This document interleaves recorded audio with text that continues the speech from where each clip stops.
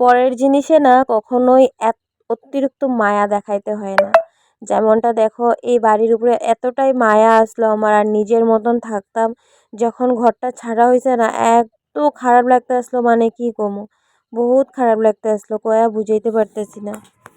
সব জিনিস প্যাকিং হয়ে গেছে, জামু জামু কয়া আজকে ফাইনালি যাইতেছি গিয়া। আরে দেখো খাটুট পুরা খোলা হয়ে গেছে, এদিকেও পুরা ঘর এলোমেলো হয়ে গেছে। মনটা এত খারাপ লাগতেছে, মানে কি করবো, বহুত খারাপ লাগতেছে।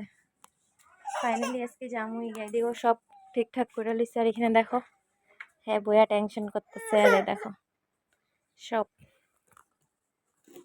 বহুত মনে দুঃখ লাগতেছে। জন্ম হইল, বিয়া হইল, 2টা বাচ্চা হইল, আর এখন ডিমাপুর ছাইরা আসামে যাইতেছি গা।